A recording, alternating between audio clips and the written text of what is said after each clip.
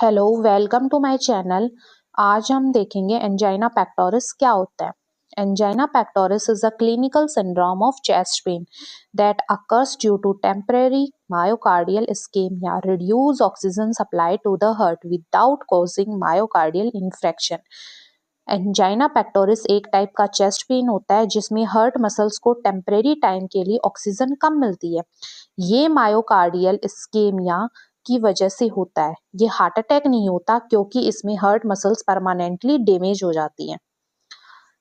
दूसरी डेफिनेशन देखते हैं। Angina pectoris is a type of chest pain that occurs when the heart does not receive enough oxygen rich blood due to reduced blood flow in the coronary arteries.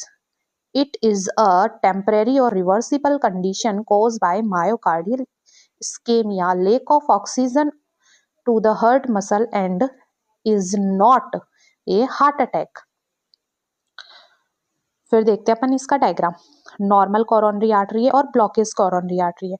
Normal के अंदर easily blood flow हो रहा है, जो heart की muscles है वो proper है तो उनको ऑक्सीजन अच्छे से मिल रही है। ठीक है। सेकंड वाले के अंदर ब्लॉक कोरोनरी आर्टरी है इसमें, और फैट जमा है, आर्टरी नैरो हो जाती है, ब्लड फ्लो कम होता है, हार्ट मसल्स को ऑक्सीजन कम मिलती है। इसी को कहते हैं मायोकार्डियल इस्केमिया। सेकंड वाले डायग्राम में तुम देखो कि जो ये रेड वाला है ये पेन का एरिया है। मतलब एंजाइना में पेन सिर्फ चेस्ट में नहीं होता बल्कि पेन स्प्रेड कर सकता है। लेफ्ट आर्म, शोल्डर, नेक, जाओ, बैक, इसको कहते हैं रेफर्ड पेन।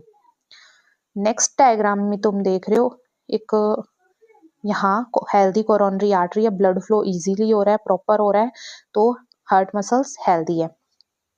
नीचे वाला डायग्राम में ब्लॉक कोरोनरी आर्टरी है, ब्लड फ्लो कम हो रहा है तो हार्ट मसल इस्चेमिक है, मतलब ऑक्सीजन की डेफिशिएंसी है।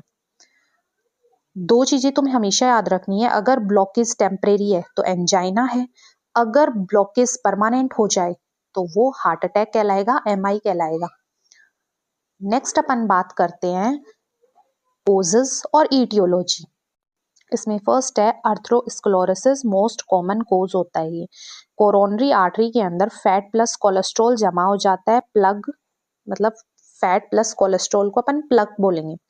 ठीक है, ये जमा हो जाता है तो आर्टरी नैरो हो जाती है तो ब्लड फ्लो कम होगा। सेकंड है कोरोनरी आर्टरी स्पाज्म, आर्टरी अचानक से टाइट हो जाती है, चाहे प्लग हो ना हो फिर भी ब्लड फ्लो कम होता है। सीवियर एनीमिया, ब्लड में हीमोग्लोबिन कम हो जाता है। ट्रैकी एरिथमियास, इसके अंदर फास्ट हार्ट रेट हो जाती है क्योंकि हार्ट मसल्स को ऑक्सीजन की डिमांड ज्यादा होती है बट सप्लाई कम होती है तो एंजाइना कोज करता है। हाइपरटेंशन, बीपी ज्यादा होने से हार्ट को एक्स्ट्रा मेहनत करनी पड़ती है, ऑक्सीजन डिमांड बढ़ जाती है। अरोटिक स्टेनोसिस, अरोटिक वॉल्व नैरो हो जाती है, हार्ट से ब्लड बाहर निकलना मुश्किल हो जाता है। नेक्स्ट है इमोशनल स्ट्रेस, इसमें स्ट्रेस और टेंशन से, गुस्से से हार्ट रेट बढ़ जाती है, बीपी बढ़ जाती है तो ऑक्सीजन डिमांड सडनली बढ़ जाएगी बट सप्लाई कम होती है तो कोज करता है ये angina. Heavy meals, smoking, cold exposure, smoking के अंदर आर्टरीज को कंस्ट्रिक्ट करता है और कोल्ड एक्सपोजर ब्लड वेसल्स को नैरो कर देता है। दोनों केसेस में ही ब्लड फ्लो कम हो जाता है तो एंजाइना पेन हो सकता है। फिर ये डायग्राम में देखो कुछ और कोजेस और रिस्क फैक्टर दिए हैं। तो है coronary artery disease and high blood pressure. तो कोरोनरी आर्टरी डिजीज के अंदर तो आर्टरी ब्लॉक हो जाती है और हाई ब्लड प्रेशर और हाई कोलेस्ट्रॉल लेवल के अंदर आर्टरी डैमेज हो जाती है। इसमें तो ब्लॉक हो जाएगी और इसमें डैमेज हो जाएगी। स्मोकिंग एंड डायबिटीज, इसमें वेसल्स इंजरी हो सकती है। ठीक है। ओबेसिटी और सेडेंटरी लाइफस्टाइल, इसमें हार्ट का वर्कलोड बढ़ जाएगा। Family history, age and poor blood sugar control, इसके अंदर ये रिस्क नेचुरली इंक्रीज हो जाता है। ये सब मिलकर एंजाइना का रिस्क बढ़ा देते हैं। नेक्स्ट अपन बात करते हैं types of angina pectoris. Upon angina pectoris के चार टाइप्स होते हैं। इन सब में प्रॉब्लम ऑक्सीजन कम होने से ही होती है, लेकिन रीजन अलग अलग होते हैं। फर्स्ट है स्टेबल एंजाइना। इसके अंदर क्या होता है कि ये एंजाइना प्रिडिक्टेबल पैटर्न में होता है, ठीक है। वॉकिंग स्ट्रेस से पेन स्टार्ट होता है, लेकिन रेस्ट और नाइट्रोग्लिसरीन लेने से ठीक हो जाता है, ठीक है। फिर अपन बात करते हैं अनस्टेबल एंजाइना के अंदर। इसके अंदर पेन रेस्ट में भी होता है, ठीक है, लेकिन पेन ज्यादा सीवियर हो जाता है और मतलब लॉन्ग लास्टिंग होता है पेन। ये मेडिकल इमरजेंसी होती है, ये मेडिकल इमरजेंसी हो गई। फिर एक्यूट कोरोनरी सिंड्रोम का एक पार्ट होता है जिसमें हार्ट अटैक में कन्वर्ट हो सकता है। नेक्स्ट अपन बात करते हैं वेरिएंट और प्रिंज मेटल एंजाइना की। caused by coronary artery spasm occur at rest often at night transient ST segment।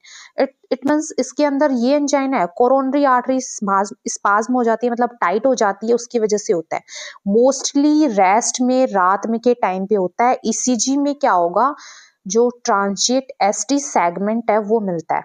अर्थरोस्क्लेरोसिस भी हो सकता है या नहीं भी हो सकता है इसमें।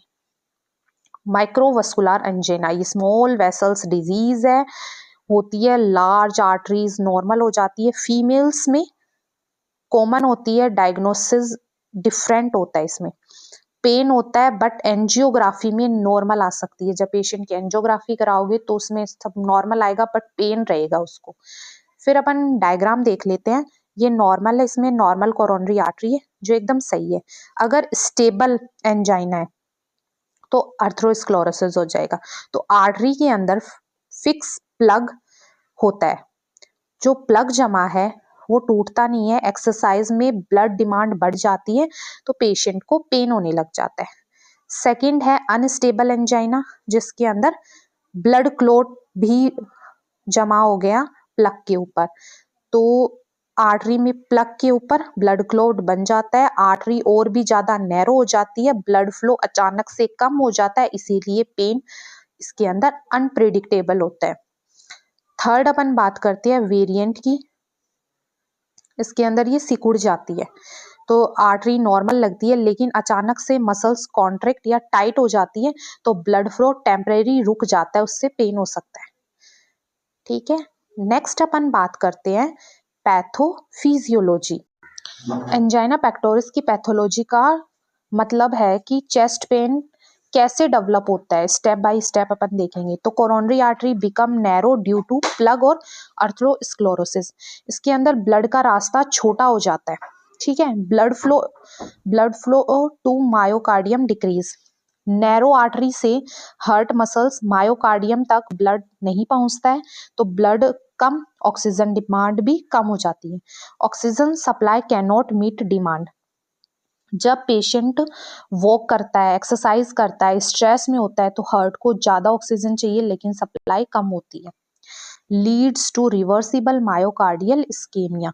ऑक्सीजन की कमी होती है, मायोकार्डियल इस्कीमिया, ठीक है, लेकिन ये टेम्परेरी होती है, तो हार्ट मसल परमानेंटली डैमेज नहीं होती, इसीलिए एंजाइना हार्ट अटैक नहीं होता। Ischemia produce chest pain. Angina ischemia heart pain से लैक्टिक एसिड और मेटाबॉलिक रिलीज होता है। ये पेन रिसेप्टर को स्टिमुलेट करता है, चेस्ट पेन फील करवाता है, इसी को ही अपन एंजाइना पेक्टोरिस बोलते हैं। ये है इसकी पैथोफिजियोलॉजी। नेक्स्ट अपन देखते हैं क्लिनिकल फीचर्स। फर्स्ट है typical features. Sudden chest pain और प्रेशर हो सकता है।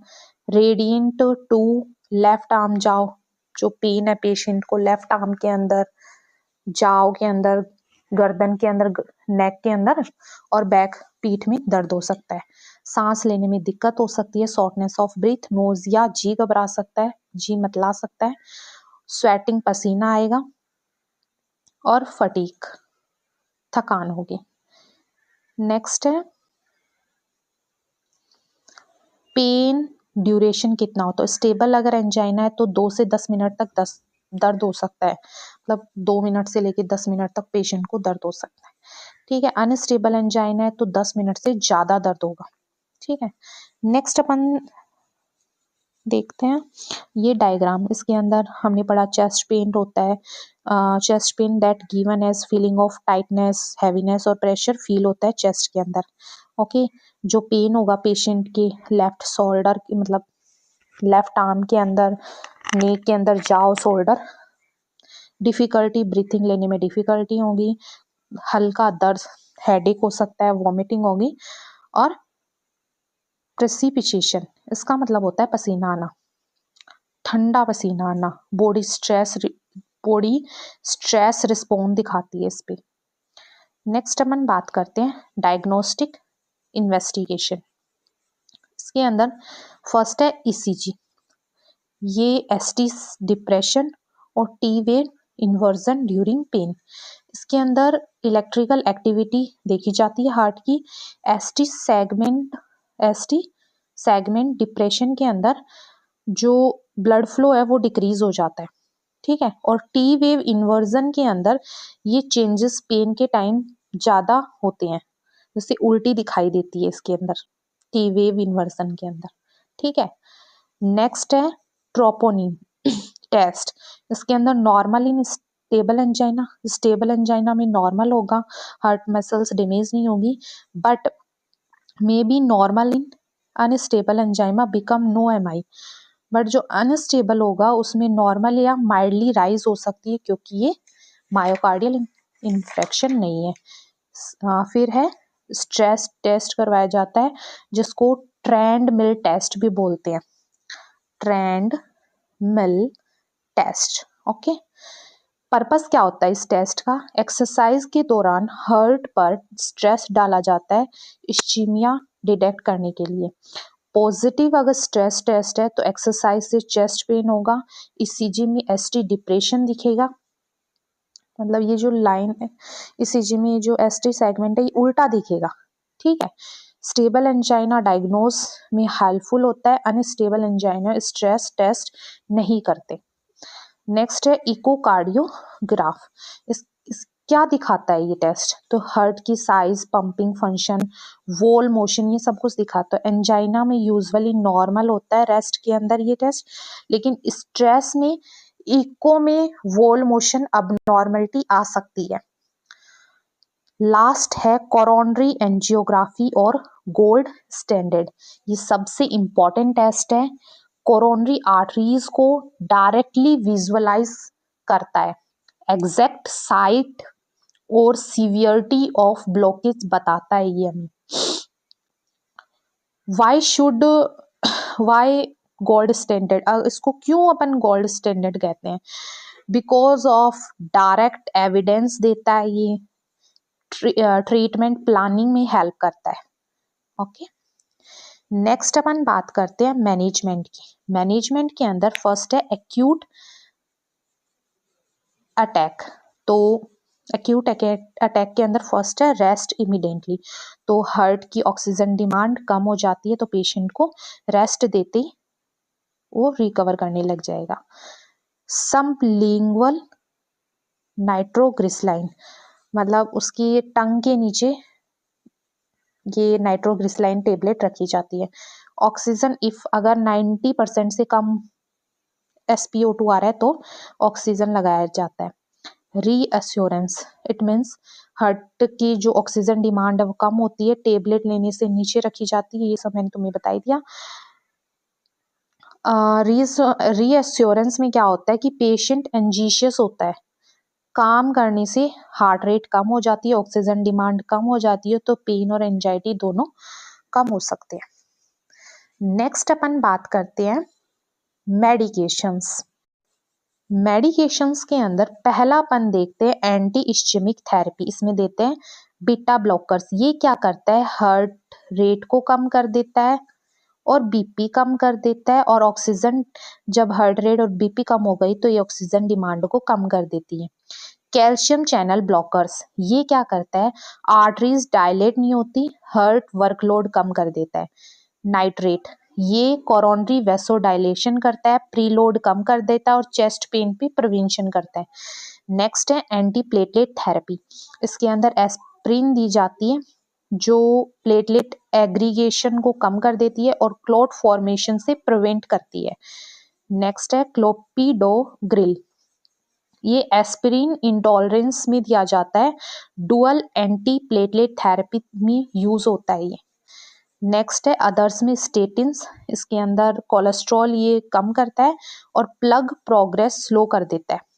ACE इनहिबिटर, ये बीपी को कंट्रोल करता है, हार्ट प्रोटेक्शन रीमॉडलिंग प्रिवेंट करता है। लास्ट अपन बात करते हैं इसकी सर्जरी की। इसके अंदर 2 सर्जरी होती है, PCI और CABG। PCI angioplasty with shunt, इसके अंदर क्या होता है, नैरो आर्टरी को बैलून से ओपन किया जाता है और शंट डालकर आर्टरी को ओपन रखा जाता है। ये सीवियर कोरोनरी ब्लॉकेज में करते हैं, ठीक है। सेकंड है CABG, इसके अंदर क्या करते हैं, ये होता क्या है, कोरोनरी आर्टरी बाईपास ग्राफ्टिंग होता है। इसमें न्यू पाथवे बनाया जाता है ब्लड फ्लो के लिए। ये मल्टीपल और सीवियर ब्लॉकेज में करते हैं। अगर किसी पेशेंट के मल्टीपल और सीवियर ब्लॉकेज है तब हम ये सर्जरी होती है। एट लास्ट कॉम्प्लिकेशंस, अगर एंजाइना को ट्रीट नहीं किया गया तो ये कॉम्प्लिकेशंस हो सकती है। मायोकार्डियल इन्फ्रेक्शन हो सकता है, arrhythmias, heart failure, sudden cardiac death हो सकती है। Thank you. अगर आपको ये वीडियो हेल्पफुल लगी तो please like, share and subscribe. Thank you.